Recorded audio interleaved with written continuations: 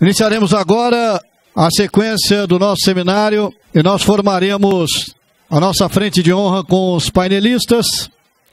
Para tanto, gostaríamos de convidar o professor Fernando Melo Trevisani.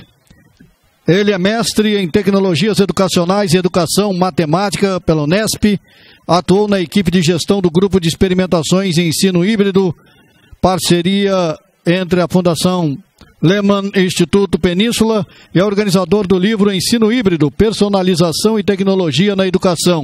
Atualmente é professor da Faculdade SESI e do Colégio Siddhartha. Seu painel terá como tema Ensino Híbrido, Personalização e Tecnologia na Educação. Professor, por gentileza. Vou começar considerando um fato. Nós estamos de mudança. Nós estamos mudando. O ensino está mudando, a educação está mudando, todo o processo está mudando. Por isso que a gente está discutindo ensino híbrido hoje aqui, tá? Baseado nisso, a gente tem dois tipos de mudança. As mudanças que são suaves, que elas conservam ainda algumas características da educação como ela é hoje, tá? Qualquer característica que você pensar na escola que a gente chama de tradicional, essas mudanças suaves, ela ainda considera essas algumas características. E as disruptivas, que são abruptas, elas rompem direto com características da escola como a gente conhece, tira a divisão por sala, aí abre espaço, não tem mais sala de aula, todo mundo aprende num ambiente diferente. A gente vai tratar principalmente hoje daqui as mudanças suaves, aquelas que a gente consegue fazer mantendo algumas características ainda. E considerando isso, aí eu vou até fazer algumas perguntas que o Saulo perguntou aqui para os palestrantes da parte da manhã, e eu vou resgatar algumas deles, algumas das perguntas que ele fez. Por exemplo, que forma você dará para a sala de aula de amanhã? Como será a sala de aula do futuro? O futuro está grifado ali porque o futuro, essa parte era futuro até antes do almoço. E agora já é presente. Como será o aluno do futuro? Como será a aprendizagem do futuro? Então, quando a gente para e pensa nisso, nós que estamos no meio trabalhando com educação, a gente tem que refletir sobre isso. Onde eu quero chegar? E aí eu diria que não é uma catapulta. Eu diria que você vai por terra. Porque a catapulta te lança daqui para lá e você não percorre esse percurso. E a gente tem que ir por terra, com o pé no chão. Perseguindo até onde a gente quer chegar. Então, por esse ponto, a gente reflete. Por essa ideia, mais ou menos, a gente reflete sobre isso no sentido de percorrer um caminho. E como a gente alcança esse caminho que a gente quer percorrer? Cada pessoa responderia isso de uma maneira, dependendo das iniciativas, do que acredita ser educação e do processo que quer desenvolver e como quer formar seus alunos, certo? A gente tem uma característica aqui. Eu não sei, na verdade, eu posso andar pelo palco ou eu tenho que ficar fixo aqui? Ninguém me falou. Posso andar? Ah, ótimo, eu não consigo ficar parado, tá? Ó, aí a gente tem tempo fixo e aprendizagem variável. Aí, isso é característica do nosso ensino. Então, vamos lá, que eu vou tentar acelerar um pouquinho nessa parte para investir o tempo apresentando os modelos de ensino híbrido para vocês. O tempo é fixo e a aprendizagem variável. O que acontece nesse processo? A gente entrega, esse entregar você pode substituir pelo verbo que você quiser. Tá? Numa aula expositiva, quando você dá o conhecimento para o aluno, algumas pessoas falam transmite, eu não acredito em transmissão. Entrega, eu não acredito em entrega. Você dá o conhecimento, também não acredito nisso. Eu acredito em construção. Você constrói conhecimento com o seu aluno, dentro de sala de aula. Quando a gente faz a entrega desse conteúdo, a gente aplica testes de avaliação, a gente vai para o curso, matéria ou parte do material e recebe os resultados ao final do processo. É assim que funciona normalmente. Tá? O aluno tem a aula, faz as provas, vai ou não para a próxima parte do material e recebe o boletim. Quando, na verdade, se a gente for parar para pensar, num mundo ideal, que não é aplicado e desenvolvido, vou falar numa totalidade, numa generalização aí, nas escolas do Brasil, a gente deveria ter isso, o ensino fixo e o tempo variável. Ensino fixo por quê? A gente fala educação básica. Se é básico, é básico. Todo mundo tem que ter.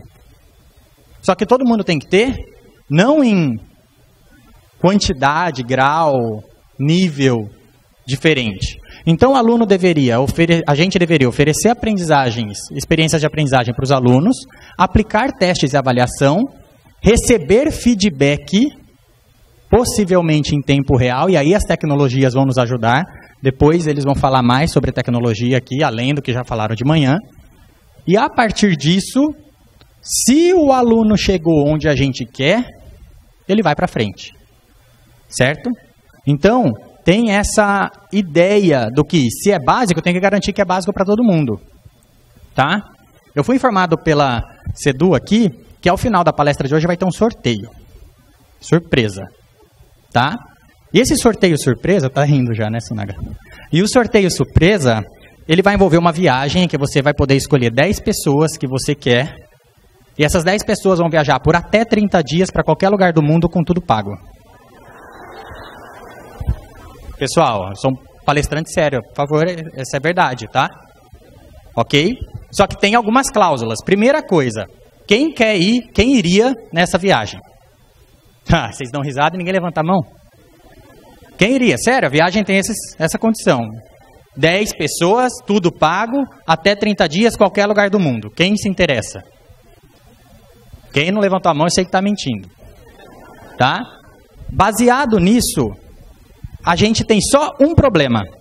A gente não sabe de onde essa pessoa vai sair.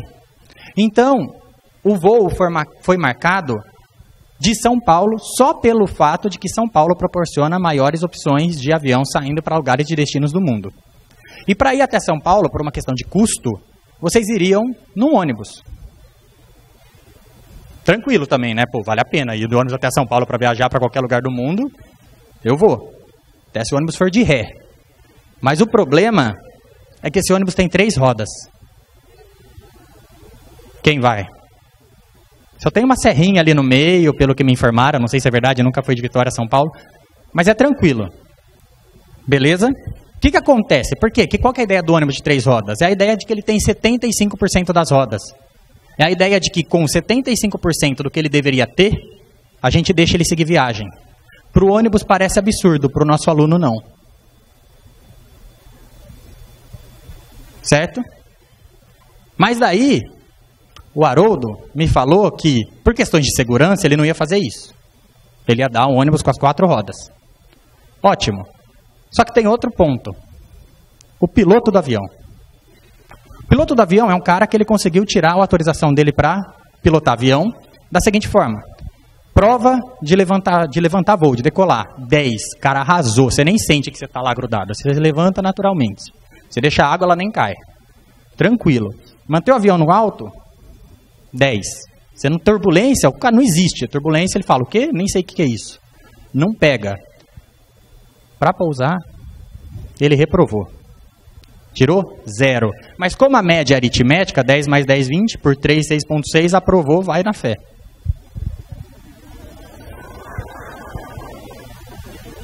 Vamos lá? Porque a média aritmética mede o que o cara sabe. E na verdade não mede. Tá? São algumas provocações que eu faço só sobre o tópico da avaliação. Só. Tenho várias dessas para qualquer uma dessas ideias. Por que eu estou falando isso? Porque a gente faz educação sabendo o que deveria ser, mas faz do jeito que dá. Quando, na verdade, a gente sabe o que é, sabe o que dá e tem que caminhar para aquilo que você acredita. Você não pode falar, eu deveria fazer igual ele lá, ó, e ficar aqui. Caminhe em direção àquilo. Então, a ideia disso é que, numa sala de aula que é do lado esquerdo ou do lado direito, qual que é a sala de aula de vocês, ou dos professores de vocês? Direito ou esquerdo? Vocês sabem, os alunos que têm facilidade, têm dificuldade, têm mais ou menos ali? O professor, depois de um tempo, sabe. Depois de um tempo, o que acontece é que o professor muda de um ano para o outro. Possivelmente, muitas vezes. Tá? Então, ele pega uma sala do lado direito. Como trabalhar com alunos numa sala desse tipo? Como cuidar da aprendizagem desse aluno numa sala desse tipo? Como proporcionar modelos de avaliação que fazem sentido numa sala desse tipo? Certo? Pensando nisso, agora eu vou falar do histórico do projeto do ensino híbrido. Como foi feito? Pensando nisso, a Fundação Lehman, em parceria com o Instituto Península, eles quiseram criar um projeto que buscasse algum modelo de educação que respondesse a algumas coisas. Para isso, eles fizeram um workshop com professores, secretaria de ensino, tutores, coordenadores, empreendedores, alunos, interessados, jornalistas, para ver o que poderia ser desenvolvido com relação à educação. Chegaram a certas características como experimentação, valorização, troca de experiências. E numa pesquisa que a gente fez no mundo, o modelo que satisfazia essas palavras-chave que chegaram no dia desse workshop era o ensino híbrido. Eles lançaram um edital, tivemos 1.700 inscritos, dos quais o Alexandre Sunaga e o Glauco Santos foram 2 desses 1.700 que foram selecionados para compor o projeto. E aí a gente selecionou 16. Esses 16, lá em 2014, e a gente vem se reunindo. São 5 de escolas públicas, 6 de escolas privadas que terminaram o projeto, tá? Só que aí não significa 5 mais 6, 11, porque a gente tem professores de mesmas escolas, tá? Rio, São Paulo, Minas e Rio Grande do Sul representados. Bom, a gente começou a trabalhar o ensino híbrido. O que é o ensino híbrido? Ensino híbrido é um ensino online e presencial se complementando para promover uma educação mais eficiente, interessante e personalizada. Eficiente porque ela vai atingir pontos que o ensino tradicional muitas vezes não dá conta. Por exemplo, o uso da tecnologia, a formação do indivíduo dentro da tecnologia. Também para ele aprender com a tecnologia. Para ele ser um criador dentro da tecnologia, em aulas de programação, em aulas que deem para ele fazer isso, que ele consiga fazer isso. Por exemplo, dentro da matemática, a gente tem ferramentas. Eu sou professor de matemática, eu atuo em sala de aula e nunca deixei durante a minha trajetória profissional de atuar em sala de aula, porque eu acredito na sala de aula. A sala de aula era o meu laboratório. Então, tudo isso que foi aplicado, enquanto um dos coordenadores do projeto, eu aplicava em sala de aula, a gente discutia em reuniões, fazíamos alguns desafios e levávamos para os professores experimentar. Então, isso era, de certa forma, testado, de algum modo era testado também. Eficiente, porque ela vai tentar dar conta desses pontos. Interessante, porque o aluno acha mais interessante a aprendizagem com tecnologia, porque a tecnologia está na vida dele. Personalizado, porque permite, as ferramentas tecnológicas que a gente tem hoje, elas permitem que a gente consiga coletar dados e agir em cima desses dados, para tentar personalizar o ensino a partir da necessidade de cada um. E eles vão falar disso aqui também. Por isso que eu não vou entrar em detalhes. E aí a gente abordou esses desafios. Mudança do papel do professor. A tecnologia entra, o papel do professor muda. O papel do professor, que a diretora Virgínia citou aqui, é outro daquele professor que usa o Remind. Certo? Ele é outro, ele executa um papel que o professor na sala de aula tradicional pode não ter. Os alunos aprendem de maneira diferente com a tecnologia. A importância do feedback para o professor, quando ele usa a tecnologia. Feedback tanto de avaliação quanto de escola, de prática de ensino, prática docente. A autonomia do aluno é desenvolvida. A tecnologia no sentido de facilitar o trabalho do professor. O aprendizado entre pares, entre os alunos. Os alunos não aprendem só com o professor, os alunos aprendem sozinhos, com aula no YouTube, o aluno aprende com o colega. O aluno aprende lendo livro. É preciso observar para avaliar. A observação é uma avaliação que muitas vezes a gente esquece pela necessidade de produção de documentos para justificar o rendimento do aluno ao final do processo. E a gente esquece que em sala de aula observar é avaliar. E o final, que é a gestão, a parte do diálogo dentro da escola e mudança de cultura, que é o fim do processo. Tá? Vamos falar de modelos. Bom, os modelos. A gente tem os modelos tradicionais, que são os modelos de rotação, e os modelos disruptivos, tá? Bom, os de rotação, a gente tem 3 aí. Laboratório rotacional, rotação por estações, uma sala de aula invertida, que está ali dentro também, mas dentro dele a gente tem a rotação individual, que fica na transição. Eu vou falar de cada um deles. Dos disruptivos eu abordo no final. Bom, modelo de rotação por estações. Eu vou pedir para passar o vídeo 2 agora e no comecinho vocês vão visualizar. Pessoal, uma ressalva para esse vídeo. Esse vídeo é um vídeo meu da minha sala de aula, numa realidade em que eu tinha 17 alunos, calma, mas aí eu tenho 40, calma. Eu tinha 17 alunos, eu escolho essa realidade para mostrar uma ponta. A outra ponta eu vou mostrar por depoimentos dos professores do Rio de Janeiro, em que o projeto foi aplicado também. Então eu estou mostrando as duas extremidades.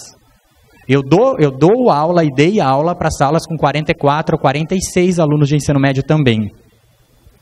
Essa tem 17 porque eu preciso pegar direito de imagem, é mais fácil pegar direito de imagem de 17 do que de 44, porque sempre tem um que não autoriza, então eu não posso. Tá? Nesse caso todo mundo autorizou. Ok? Então vamos partir do grupo. Tá? Beleza? 1, 2, 3, 4. 1, 2, 3, 4. Só que novo. Você vai no grupo, você vai fazer 4, 3. Pode diminuir. 1, 2, 3, 4. Parece que eu tô apontando aleatório, né? Eu não tô, eu tenho os grupos aqui já. Eles acham que é aleatório até hoje. Tá? E eu dividi os alunos em grupo. Veja que eu não corto. A imagem vai ficar aí para vocês visualizarem o movimento. Essa turma já fazia aulas no modelo de ensino híbrido comigo de 2 a 3 anos, tá? Então a movimentação deles já é diferente porque eles já sabem o que tem que fazer. É de segundo ano do ensino médio, ok? E aí eu estou dividindo os alunos em estações. Aquele grupo do aluno de verde no fundo, eles vão usar uma plataforma chamada Khan Academy. Quem conhece? É de matemática, eu sou professor de matemática, então espero que a maioria que levantou a mão seja de matemática aí, mas ela tem física, química, tem ciências, tem programação, vale a pena, gratuita, sempre vai ser gratuita e nunca vai ser paga, tá? Muito boa. Os alunos vão fazer exercício no laboratório, eles vão, eu fico, e eu não vou nenhuma vez no laboratório ver o que está acontecendo, isso chama autonomia. Eles têm autonomia para fazer. Se a gente quer autonomia, a gente tem que ajudá-los a desenvolver e depois deixá-los usufruir. Tá? Aí eu estou sorteando conteúdos dos alunos que eles já tiveram para eles produzirem vídeos. Esses vídeos são lançados num grupo do Facebook e todos os outros grupos comentam o vídeo de todos os grupos. Os grupos refazem os vídeos, repostam, isso vira uma avaliação para mim e instrumento de estudo antes de avaliação para eles. A revisão está feita durante o processo. Ele pode rever o processo dele sozinho, tá? Daqui a pouco eles vão sair para produzir os vídeos. São duas duplas o grupo, porque eu tenho 2 vídeos, 2 maneiras diferentes de explicar o mesmo conteúdo. Eu democratizo o acesso. Eles produzindo conteúdo, o vídeo. E eu saio para ir filmar outra dupla, onde a outra dupla está produzindo o vídeo, no parapeito da janela do professor que está dando a outra aula. Não tem problema, meu objetivo é que eles produzam o vídeo. Onde é problema deles. Não é meu, eu fico na sala. Daqui a pouco eu saio da sala, olha a concentração. Não muda, porque eles estão envolvidos, eles têm uma entrega ao final do processo. E depois, todos vão passar por essas estações. Quem começou no Khan vai para uma, vir, e eles rotacionam. Todos os grupos, modelo rotação por estações. Pode voltar lá pro slide, rotação por estações. Todo mundo passa por todas as estações. As estações têm um tempo fixo. Por que um tempo fixo? Porque a nossa aula tem um tempo fixo. Então não tem como a gente fazer um tempo variável, porque ela tem começo, meio e fim. Os alunos passam pelas estações. O professor decide se ele vai ficar em uma estação fixa, aquela estação de trabalho com ele, as estações, ele não vai poder visitar as outras. Por conta disso, elas têm que ter objetivos independentes. Começo, meio e fim na estação, não pode ter hierarquia, só vai para 2 depois que passar para 1. Porque quem começa na 2 faz o quê? Não faz. Então ela tem que ter começo, meio e fim nela. E depois de um determinado tempo, roda. Tá? Ah, mas eu tenho uma aula só, não consigo. Você não precisa terminar todas as estações numa única aula. Você pode fazer estações de 25 minutos. Uma hoje, 2 hoje e 2 na minha próxima aula. Completou as estações em 2 aulas, não tem problema. Tá? Parte da tecnologia, os alunos normalmente estão trabalhando sozinhos, só para captar dados. Se você der uma atividade em grupo com tecnologia e o grupo resolver, você não vai saber qual aluno respondeu. Então você vai ter um dado de um grupo. E você tem que avaliar, possivelmente, o aluno. Não estou falando que isso não pode ocorrer. Estou falando, normalmente, se você quer obter os dados do aluno, possibilitar o ensino personalizado para que ele avance de acordo com as dificuldades que ele possibilita, que ele tem, que ele carrega com ele, Tem que ser individual, porque a dificuldade de um pode não ser a do outro. Identificou dificuldades comuns? Mesma atividade para aquele grupo, você faz a diferenciação. Tá? E a outra atividade, por exemplo, um trabalho em grupo na outra estação. Com isso, você diminui o número de alunos que você está atento naquele momento da aula, você, professor. O professor está parado com aquele grupo lá em cima. Tem 30 alunos, 3 grupos de 10. E por aí vai. Tá? Beleza. Laboratório rotacional. Laboratório rotacional é a mesma ideia, só que com 2 espaços. Um espaço a sala de aula, outro espaço o laboratório de informática. Em um espaço, o professor fica com os alunos trabalhando os conteúdos, na sala de aula. Exceções, quando o professor é professor de laboratório. Sou professor de laboratório de física, química, às vezes a escola tem isso. Escolas no Paraná, municipais, têm isso. Tá? Para trabalhar, no caso, com ciências, experimentos com ciências. Então, no caso da aula de experimento de ciências, o professor fica, de ciências, do experimento, fica no laboratório, porque é a sala dele. Depois de determinado tempo, inverte. Lembrando do principal ponto, objetivos independentes. Só que todos ligados ao mesmo objetivo grande da sua aula que você quer atingir. Ok? Isso aí acho que fica claro, né? Porque daí o aluno atinge, constrói o conhecimento de uma maneira, vai para o laboratório e vice-versa e constrói de outra. Pessoal, depois, se não ficar claro algum, tá? Que eu estou indo por causa do tempo. Sala de aula invertida é um dos mais conhecidos. Sala de aula invertida. A sala de aula invertida, você vai preparar uma possibilidade, planejar um modo do aluno ter acesso ao material antes da aula, ao material que você vai usar em aula.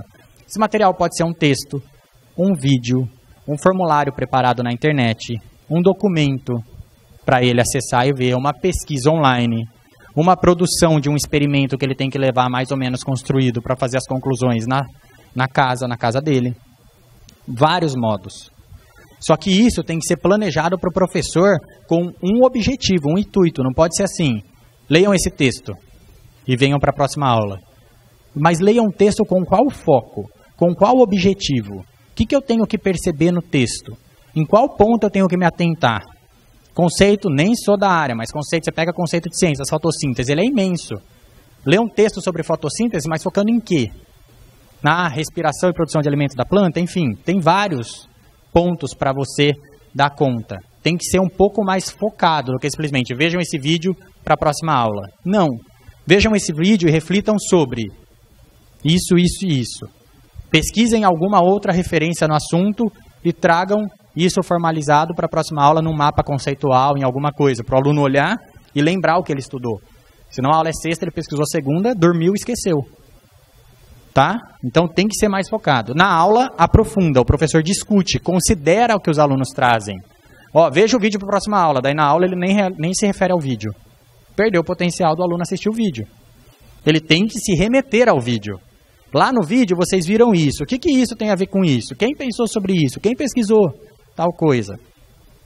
E pós-aula, um outro material para o aluno poder se aprofundar. Ok? Rotação individual. Várias estações. Essa, até hoje, pessoal, estou em sala de aula ainda. Ensino superior e ensino médio. Até hoje eu executo essa aula sempre depois de avaliação. Meu aluno que tira 9, se não foi um erro bobo de conta, de cálculo, tem um ponto aí de algo que ele não entendeu. Eu não acredito nessa relação nota-conhecimento, mas é o que tem para hoje. É assim que eu tenho que fazer. Então, eu penso que ele tem alguma coisa para dar conta. Considerando isso, eu mapeio as dificuldades dos alunos e entrego um roteiro individual. Dá trabalho? Dá. Não vou negar. Essa parte dá, do roteiro individual. Mas na hora que chega, o aluno sabe que ele tem que ir para a estação 1, 3 e 4, nessa ordem. E ele tem que dar conta disso, disso e disso. Porque ele não deu até o momento da avaliação, às vezes ele compreendeu algo errado.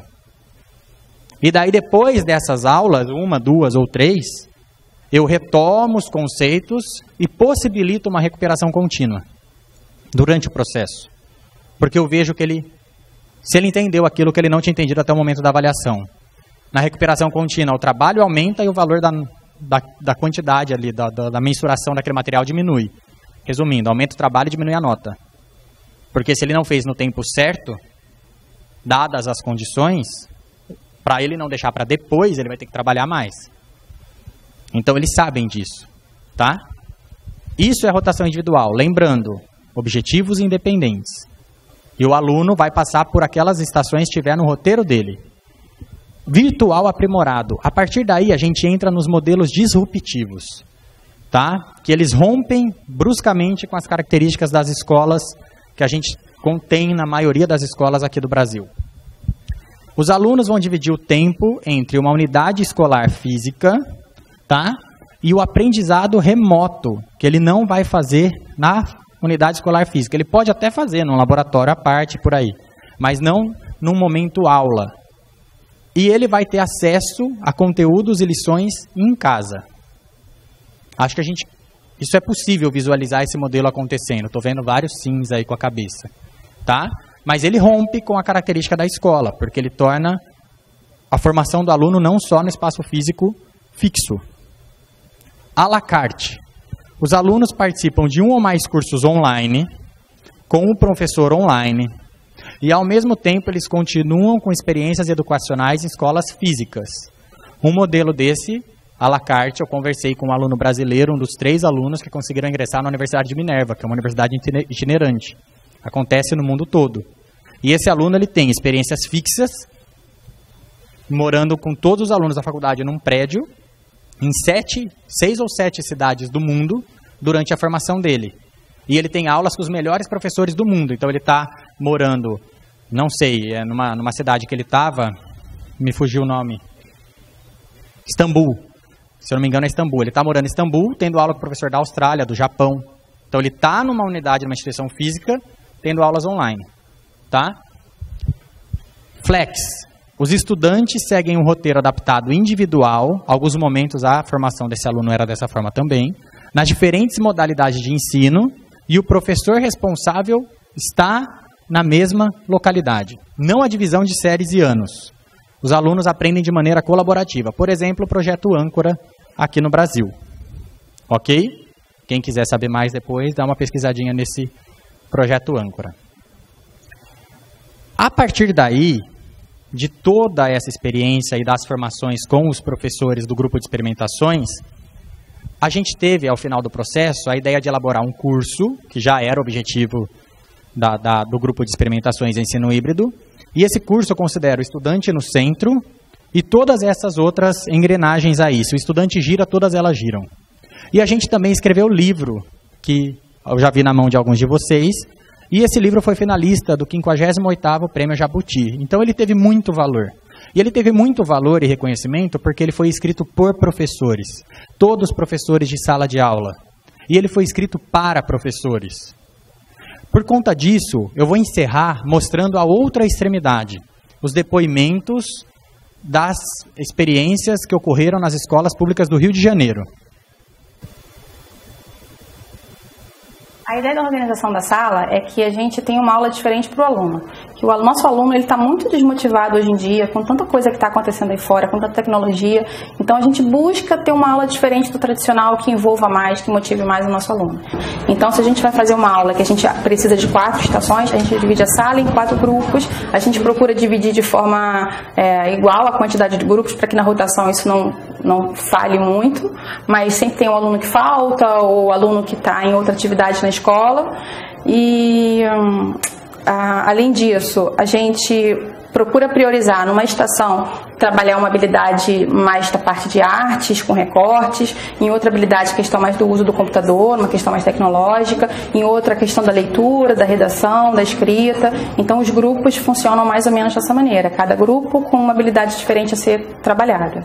Bom, eu gosto mais da aula, nessa aula mesmo, porque nessa aula todo mundo pode trabalhar junto, ninguém é diferenciado, que ninguém trabalha só entre ele mesmo. Bom, eu também gosto dessa aula porque eu ajudo as pessoas e elas me ajudam também. Olá, meu nome é Eric Rodrigues, eu sou professor de História da Escola Municipal Emílio Carlos, que faz parte da rede da Prefeitura Municipal do Rio de Janeiro. Na aula de hoje, eu procurei mesclar os métodos sala de aula invertida, rotação por estações e fazer uma personalização individual do trabalho de cada aluno, especialmente através da agenda que eu costumo compor e é sempre a primeira etapa ao pensar a aula. Em relação à sala de aula invertida, ele tem que ser sempre um método utilizado como uma opção, porque nem todos os alunos têm acesso à internet, computador em casa, ainda que seja muito válido, eu tenho alunos que se interessam muito por esse método, é sempre preferível contar com uma segunda opção, realmente um plano B para aqueles que não têm esse acesso. Eu acho que esse tipo de análise personalizada é o que me permite encaminhar uma próxima aula, pensar num momento à frente. Uma das principais ferramentas que eu utilizo é o YouTube, me permite carregar vídeos que eu já elaborei antes, eu mesmo crio os vídeos. Uma vez que eu carrego isso para o YouTube, o aluno que trabalha por sala de aula invertida acessa no YouTube e consegue realizar todas as tarefas em casa.